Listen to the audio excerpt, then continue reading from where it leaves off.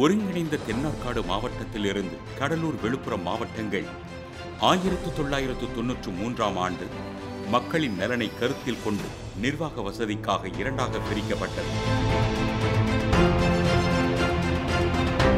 புவனகிரியில் அவதரித்த மகான் ஸ்ரீ ராகவேந்திரர் வாடிய பயிரை கண்ட போதெல்லாம் வாடினேன் என வாழ்ந்து மறைந்தவர் வடலூர் ராமலிங்க அடிகள்.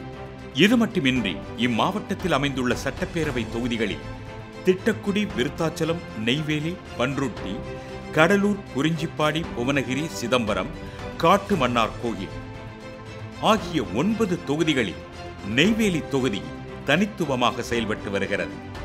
இது அளவில் பல்வேறு சிறப்புகளுடன் உள்ள தொகுதியாகும். இத்தொகுதியில் மொத்த வாக்காளர்கள் எண்ணிக்கை 2,17,888 பேர் உள்ளனர். இதில் ஆண் வாக்காளர்களின் எண்ணிக்கை 1,08,936 பேர் உள்ளனர். பெண் வாக்காளர்கள் எண்ணிக்கை 1,08,935 பேர் உள்ளனர். மூன்றாம் பாலினத்தவர்கள் 17 பேர் வாக்காளர்கள் பட்டியலில் இடம்பெற்றுள்ளனர். நெய்வேலி சட்டப்பேரவை தொகுதி 2011இல் புதியதாக தொகுதி மறுசீரமைப்புப்படி தோற்றுவிக்கப்பட்டது. நெய்வேலி சட்டப்பேரவை தொகுதியில் 2011ஆம் ஆண்டு நடந்த தேர்தலில் அதிமுகவை சேர்ந்த சிவசுப்பிரமணியன் வெற்றி பெற்றார். கடந்த ஆண்டு நடைபெற்ற தேர்தலில் திமுக வேட்பாளர் சபா ராஜேந்திரன் சட்டப்பேரவை உறுப்பினராக தேர்ந்தெடுக்கப்பட்டார். நெய்வேலி தொகுதியில் முந்திரி சாகுபடியும் அது சார்ந்த விவசாயிகளும் பெருமளவில் உள்ளனர்.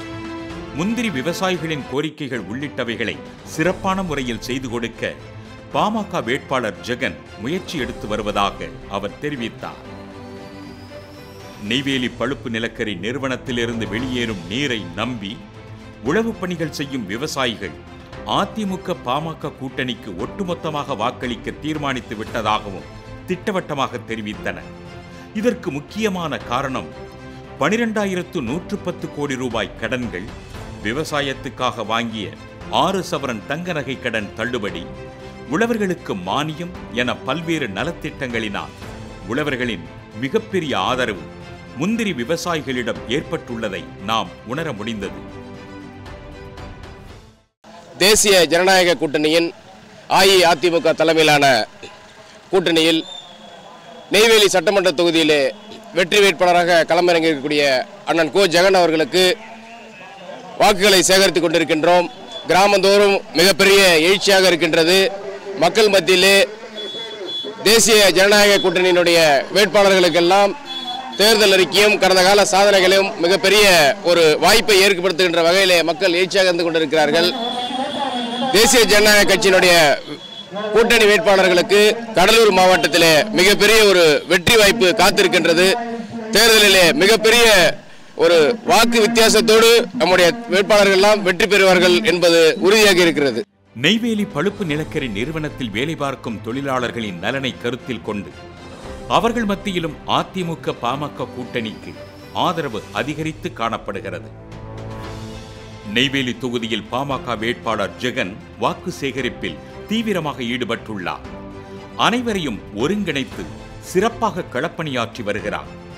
வடக்குத்து ஊராட்சி மன்ற தலைவராக அவர் நல்ல முறையில் மக்கள் சேவை செய்து அந்த ஊராட்சியில் பொதுமக்களின் அடிப்படை தேவைகள், அரசு நலத்திட்டங்கள் போன்றவைகளையும் வடக்குத்து மக்களுக்கு வாங்கி தந்து பணியாற்றியதற்கான சான்றுகள் எடுத்து காட்டுகின்றன. அதனால் ஜெகன் மீது நம்பிக்கை வைத்து அப்பகுதி மக்கள் அவரது வெற்றிக்காக வேகமான களப்பணியை முன்னெடுத்து வருகின்றனர்.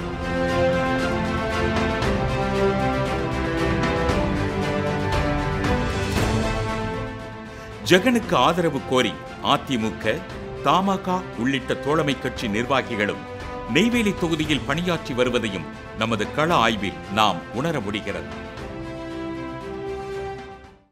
ஏற்கனவே இருக்கக்கூடிய சட்டமன்ற உறுப்பினர் கடந்த சட்டமன்ற உறுப்பினராக தேர்ந்தெடுக்கப்படுகின்ற பொழுது அவர் சொன்ன வாக்குறுதிகளை நிறைவேற்றாமல் இருந்து மக்கள் தொடர்பு இல்லாமல் இன்றைக்கு இருந்த காரணத்தினால் அவருக்கு எதிரான வாக்குகளை பாட்டாளி மக்கள் கட்சியில் போட்டியிடுகின்ற எனக்கு ஆதரவு அதிகமாக பெருகி வருகிறது. அதில் குறிப்பாக அவர் NLC பொதுத்துறை நிறுவனத்தை கையாளுகின்ற முறை சரியில்லை என்பது மக்களுக்கு தெரியும். குறிப்பாக சமூக பொறுப்புணர்வு திட்டத்தில் அவர் அந்த நிதியை கையாள்வதில் திறம்பட கையாளவில்லை என்கின்ற குற்றச்சாட்டு பொதுமக்களிடத்திலே எழுந்துள்ளது. காரணம், இந்த சுற்றுப்புற கிராம மக்களிடத்திலே அந்த நிதி ஆதாரத்தை கொண்டு சேர்க்காமலும் அந்த நிதியை தவறாக பயன்படுத்தப்பட்டிருக்கிறதாகவும் பேசப்படுகிறது. இதிலும் குறிப்பாக இந்த NLC பொதுத்துறை நிறுவனத்தில் தமிழக இளைஞர்களுக்கும் இந்த மண்ணின் மைந்தர்களாக இருக்கக்கூடிய மாவட்ட இளைஞர்களுக்கும் இந்த NLCக்காக உழைத்து வாரிசுதார அடிப்படையில் அந்த NLC நிர்வாகத்தில் உழைத்த அவருடைய வாரிசுதாரர்கள் பழகுனர் பயிற்சி பெற்று இளைஞர்களுக்கு வேலைவாய்ப்பு தராமல் இந்த நிர்வாகம் இழுத்தடிக்கிறது. இந்த பொதுத்துறை நிறுவனத்தை இந்த மண்ணின் மாவட்ட மக்களுக்கு பயனுள்ளதாக மாற்றி காட்டுவதற்கு சட்டமன்றத்திலும் குரல் கொடுப்போம். போராட்டத்தின் வாயிலாகவும் அழுத்தம் கொடுத்து இந்த சுற்றுப்புற கிராமப்புற இளைஞர்களுக்கு வேலைவாய்ப்பை உருவாக்கி தருவதற்கு நாங்கள் உறுதியேற்போம் என்கின்ற செய்தியினை மக்களிடத்தில் சொல்லி வாக்குகள் சேகரிக்கிறோம்.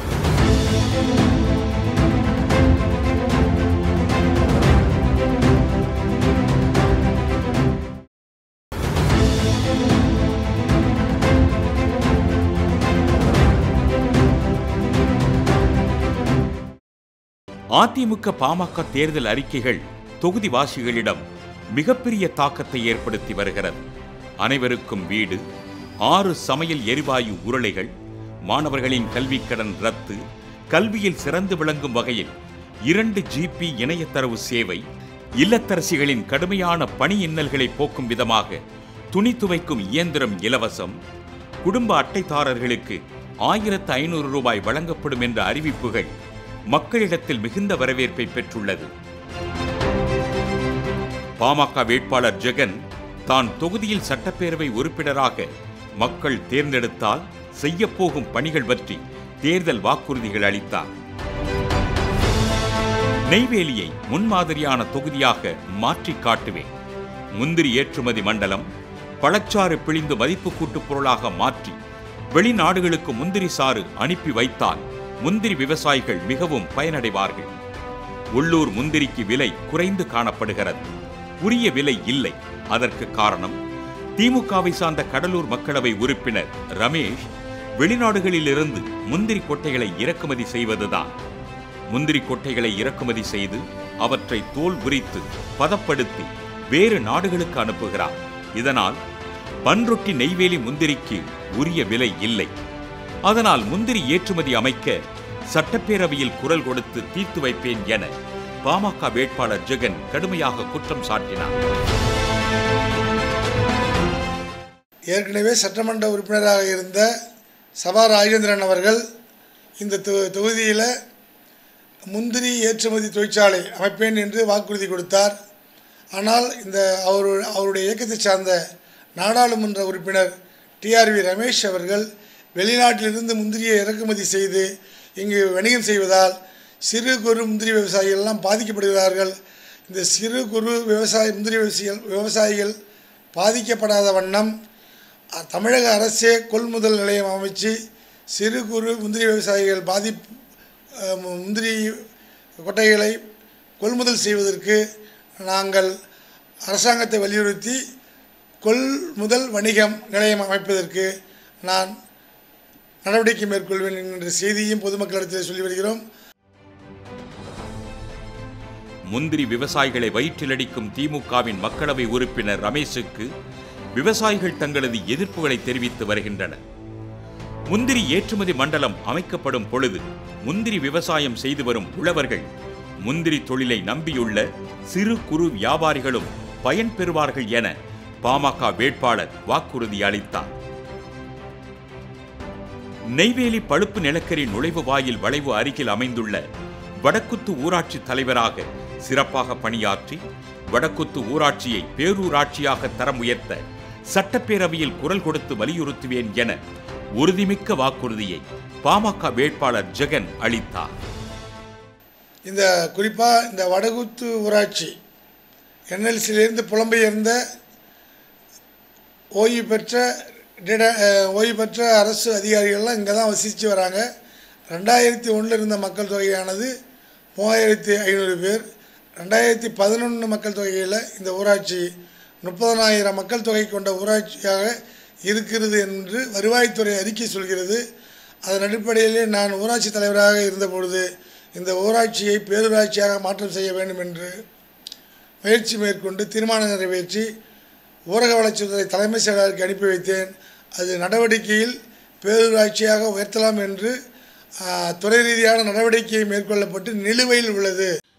நெய்வேலி பழுப்பு நிலக்கரி நிறுவனத்தில் பணிபுரியும் ஒப்பந்த தொழிலாளர்களை உச்சநீதிமன்ற வழிகாட்டுதல் படி பணி நிரந்தரமாக்க பாடுபடுவேன் என ஜெகன் கூறினார். என்எல்சியில் 1994ஆம் ஆண்டு வரை பழகுனர் பயிற்சி முடித்தவர்களுக்கு வேலைவாய்ப்பு வழங்கப்பட்டது. அதன் பிறகு பழகுனர் பயிற்சி முடித்தவர்களுக்கு என்எல்சி பொதுத்துறை நிறுவனத்தில் வேலைவாய்ப்பு வழங்காமல் இழுத்தடிக்கப்பட்டு கிட்டத்தட்ட 15,000க்கும் மேற்பட்டோர் வேலைவாய்ப்பு இல்லாமல்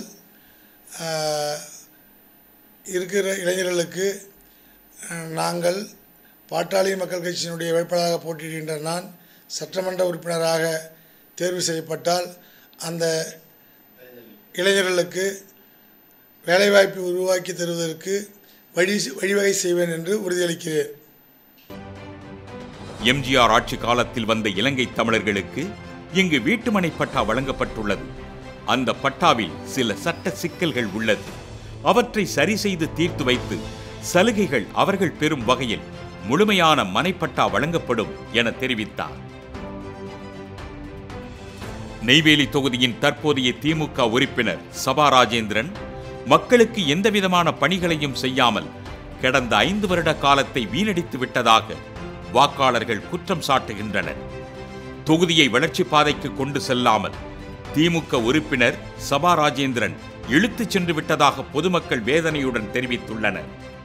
நெய்வேலி பழுப்பு நிலக்கரி நிறுவனத்தில் இருந்து இத்தொகுதிவாசிகளுக்கு எந்தவிதமான உதவியும் கிடைக்க திமுக உறுப்பினர் சபா ராஜேந்திரன் முயற்சி செய்யவில்லை என்ற மக்களின் ஆவேச குரல்களும் திமுகவுக்கு எதிராக பலமாக ஒலிக்கிறது.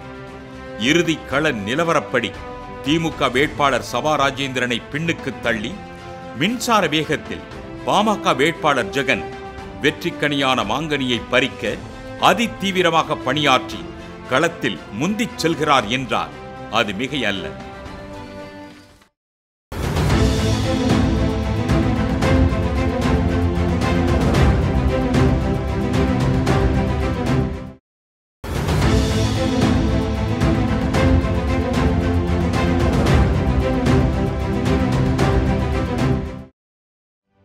ஒருங்கிணைந்த தென்னார்காடு மாவட்டத்திலிருந்து 1993ஆம் ஆண்டில் விழுப்புரம் கடலூராக பிரிந்தது. இதில் விழுப்புரம் மாவட்டத்திலிருந்த உளுந்தூர்பேட்டை, ரிஷிவந்தியம், சங்கராபுரம், கள்ளக்குறிச்சி ஆகிய 4 சட்டப்பேரவை தொகுதிகள் கொண்ட கள்ளக்குறிச்சியை தலைமையிடமாக கொண்டு கடந்த ஆண்டு புதிய மாவட்டம் ஒன்றை தமிழக அரசு அமைத்தது. மக்களின் நலனை கருத்தில் கொண்டு நிர்வாக வசதிக்காக பிரிந்த கள்ளக்குறிச்சியில் இடம்பெற்றுள்ள சட்டப்பேரவை தொகுதிகளில் சங்கராபுரம் தொகுதி தனித்துவம் மிக்க தொகுதியாக விளங்கி வருகிறது. இத்தொகுதியில் மொத்த வாக்காளர்கள் எண்ணிக்கை 2,67,926 பேர் உள்ளனர். இதில் ஆண் வாக்காளர்கள் எண்ணிக்கை 1,33,498 பேர் உள்ளனர். பெண் வாக்காளர்கள் எண்ணிக்கை 1,34,380 பேர் உள்ளனர். 3ஆம் பாலினத்தவர்கள் 48 பேர் வாக்காளர் பட்டியலில் இடம்பெற்றுள்ளனர். 2011ஆம் ஆண்டு அதிமுக சார்பில் போட்டியிட்ட மோகன் வெற்றி பெற்று அமைச்சராகவும் பணியாற்றினார். கடந்த ஆண்டு நடந்த தேர்தலில் திமுக சார்பில் போட்டியிட்ட உதயசூரியன் வெற்றி பெற்றார். அடுத்த மாதம் 6ஆம் தேதி நடக்கும் சட்டப்பேரவைத் தேர்தலில் அதிமுக கூட்டணியில் பாமக சார்பில் மருத்துவர் ராஜா போட்டியிடுகிறார். அவரை எதிர்த்து தற்போதைய திமுக சட்டப்பேரவை உறுப்பினர் உதயசூரியன் மீண்டும் களம் காண்கிறார். 5 வருட காலத்தை மக்கள் பணி செய்யாமல் அவர் தலைவருடன் சேர்ந்து சட்டப்பேரவை வெளிநடப்பு மேற்கொண்டு ஒருவருக்கும் பயனில்லாமல் வந்துள்ளதற்கு இத்தொகுதி வாசிகள் தற்போதைய திமுக சட்டப்பேரவை உறுப்பினருக்கு கடும் கண்டனத்தையும் தங்களது எதிர்ப்புகளையும் தெரிவித்துள்ளனர். சங்கராபுரம் தொகுதிக்குட்பட்ட கல்வராயன் மலை பல்வேறு சிறப்புகள் உடையதாகும். இம்மலையைச் சுற்றி 10க்கும் மேற்பட்ட நீர்வீழ்ச்சிகள் அமைந்துள்ளன. இங்கு வசித்து வரும் மக்களின் நலன் கருதி சாலை வசதி, போக்குவரத்து வசதி செய்ய வேண்டும் என்ற 5 வருடங்களுக்கு மேலான கோரிக்கையை இத்தொகுதியின் திமுகவை சேர்ந்த உறுப்பினர் செய்ய முயற்சிகளை எடுக்கவில்லை என சங்கராபுரம் தொகுதி வாசிகள் குற்றச்சாட்டுகளை முன்வைக்கின்றனர். கல்வராயன் மலைக்கு அருகில் உள்ள சின்ன திருப்பதிக்கு பொதுமக்கள் சென்று வர போக்குவரத்து வசதி உள்ளிட்ட அடிப்படை பணிகளையும் தற்போதைய உறுப்பினர் செய்யவில்லை என இப்பகுதி மக்கள் தெரிவிக்கின்றனர். மேலும் கச்சிராப்பாளையம் சுற்றியுள்ள ஏரிகளை ஆழப்படுத்தி தண்ணீர் பற்றாக்குறையை போக்க வேண்டும் என இப்பகுதி வாசிகள் கூறியுள்ளனர். மழைக்காலங்களில் கல்வராயன் மலையில் அதிக அளவு உற்பத்தியாகும் நீரை வீணாக்காமல் ஆக்கப்பூர்வமாக திட்டங்கள் கொண்டுவர வேண்டும் என்றும் வலியுறுத்தியுள்ளனர். சங்கராபுரம் தொகுதியில் உள்ள குக் கிராமங்களுக்கும் பேருந்து வசதிகள் செய்ய வேண்டும் என மக்கள் வலியுறுத்தியுள்ளனர். எங்களுக்கு இந்த திருப்பதிக்கு போக்குவரத்து கொஞ்சம் சௌகரியம் பத்தல. எங்களுக்கு போக்குவரத்துக்கு பஸ் போக்குவரத்து மாதிரி எங்களுக்கு ஏற்படுத்தி கொடுக்கணும். ரெண்டாவது, எங்களுக்கு கச்சிராபாளையத்தில் ஒரு 1.5 கிலோமீட்டர் எங்களுக்கு ஏரியை ஒரு ஆழப்படுத்தி எங்களுக்கு அதுக்கு போதுமான தண்ணிகள் வந்தாலும் எங்கள் சுத்தவட்டி கிராமம் விவசாயம் போகிறோம் எங்களுக்கு கொஞ்சம் நல்லா சௌகரியமாக இருக்கும். 30 ஏக்கர் பக்கமாக எங்கள் சுத்தவட்டி கிராமம் தகர, கல்லானத்தம், நாகுப்பம், மரவானத்தம் இதெல்லாம் எங்களுக்கு கொஞ்சம் சுத்தவட்ட கிராமத்தை கொஞ்சம் ஆழப்படுத்தினா எங்களுக்கு தண்ணி போக்குவரத்து சௌகரியம் கம்மியாக இருக்குது. இது கொஞ்சம் ஆழப்படுத்தினா எங்களுக்கு 30 ஏக்கருக்கு கொஞ்சம் சௌகரியமாக இருக்கும். இதை எங்களுக்கு பண்ணி கொடுத்தா எங்களுக்கு 4 கோரிக்கை தான். தொகுதி முழுவதும் விவசாயிகள் அதிக அளவு வாழ்ந்து வருவதால் அவர்களின் கோரிக்கைகள், பல்வேறு நலத்திட்டங்கள் போன்ற எவற்றையும் செய்ய முன்வரவில்லை என்று திமுக உறுப்பினர் மீது குற்றச்சாட்டும் எழுப்பப்பட்டு வருகிறது. தொகுதியில் ஆயிரக்கணக்கான ஏக்கரில் விளை நிலங்கள் உள்ளன. நெல், கரும்பு, வாழை, சவுக்கு, வேர்க்கடலை, மரவள்ளிக்கிழங்கு உள்ளிட்ட பல்வேறு வளமான பயிர்கள் விளைவிக்கப்படுகின்றன. மேலும் மானாவாரி சாகுபடியும் செய்யப்படுகிறது. 10,000 ஏக்கர் பரப்பளவில் விவசாய நிலங்கள் பாசன வசதி பெறும் வகையில் கோமுகி அணை தற்போது தூர்ந்து போய் உள்ளது. அதனை தூர்வாரி பணி செய்வதற்கு திமுக சட்டப்பேரவை உறுப்பினர் நடவடிக்கை எடுக்கவில்லை என தொகுதிவாசிகள் தெரிவிக்கின்றனர். பிரம்மகுண்டம் ஆறு, மணிமுத்தாறு, எஸ்ஐபாளையம் மணிமுத்தாறும் சேர்ந்து ஒரே நதியாக தான் பிரியுது. அங்கே ஆரம்பத்தில் அதை கட் பண்ணி அதை ஒரு டேமாக உருவாக்கி காவ வழியாக பிரித்து சின்ன சின்ன ஓடைகளுக்கெல்லாம் கேட் வால் மாதிரி வச்சு விட்டாங்கனாக்கா எல்லா கிராமமும் தண்ணி மனித பஞ்சம் இல்லாமல் இருக்கும். இது மட்டும்தான் கோரிக்கையாக நீண்ட காலமாக இருக்குது. 20-25 ஆண்டு கால கோரிக்கையாக இருக்குது. இதை நிறைவேற்றி கொண்டாங்கன்னா நல்லாயிருக்கும். பாமக வேட்பாளர் மருத்துவர் ராஜா வாக்கு கேட்டு தொகுதியில் தோழமை கட்சி நிர்வாகிகள், தொண்டர்களுடன் மும்முரமாக களப்பணியாற்றி வருகிறார். இந்த சங்கராபுரம் சட்டமன்ற தொகுதியில் மருத்துவர் ஐயா அவர்கள் என்னை பாட்டாளி மக்கள் கட்சியின் சார்பாக போட்டியிட வாய்ப்பளித்தார்கள். இன்று சங்கராபுரம் பேரூராட்சி முழுவதுமாக வீதி வீதியாக சென்று ஒவ்வொரு வீடாக பொதுமக்களிடம் சென்று மாம்பழ சின்னத்திற்கு வாக்களிக்க கூறி வாக்கு சேகரித்தேன். அனைத்து பொதுமக்களும் பொதுவாக கூறிய கருத்து, கடந்த 5 ஆண்டு காலமாக நகர பேரூராட்சியில் முழுவதுமாக சாக்கடைகள் அனைத்தும் துந்தபடி உள்ளது. மழைக்காலங்களில் நீர் முழுவதுமாக வெளியேறாமல் தெரு வீதியில் இருப்பதாக குறை கூறுகிறார்கள். இவை அனைத்தும் கடந்த 5 ஆண்டு காலமாக நிறைவேற்றப்படாமல் உள்ளது. இவை என்னை சட்டமன்ற உறுப்பினராக தேர்ந்தெடுக்கப்பட்ட 3 மாதங்களில் இதை முழுவதும் சீரமைத்து தருவேன் என்றும் மற்றும் பல்வேறு அடிப்படை வசதிகள் அனைத்தும் சரி செய்து தரப்படும் என்றும் உறுதியளிக்கிறேன். மேலும் சங்கராபுரம் சட்டமன்ற தொகுதியில் பார்த்தோம்னாக்கா கல்வராயன் மலையில் மிகவும் மக்கள் பின்தங்கிய நிலையில் உள்ளனர். அங்கு பொதுவாக சாலை வசதிகள் கூட இல்லாமலும் கல்விக்கூடங்கள் அனைத்தும் சீரமைக்கப்படாமலும் அப்படியே உள்ளது. மேலும் அங்கு கடுக்காய் உற்பத்தி அதிகமாக உள்ளதால் அங்கு ஒரு தொழிற்சாலை அமைக்க வேண்டும் என்று பொதுமக்களின் கோரிக்கையாக உள்ளது. மேலும் அதை ஒரு சுற்றுலா தலமாக அமைத்தால் அங்கு பொதுமக்களினுடைய வாழ்வாதாரம் மேலும் உயரும் என்றும் என்னை சட்டமன்ற உறுப்பினராக தேர்ந்ததால் இவை அனைத்தும் நிறைவேற்றப்படும் என்று கூறி உறுதி கூறுகிறேன். இறுதிக்கட்ட நிலவரப்படி சூரியனை பின்னுக்கு தள்ளி மாங்கனியை சுவைக்க சங்கராபுரம் தொகுதி வாசிகள் முடிவு எடுத்து விட்டார்கள் என்றால் அது மிகையல்ல.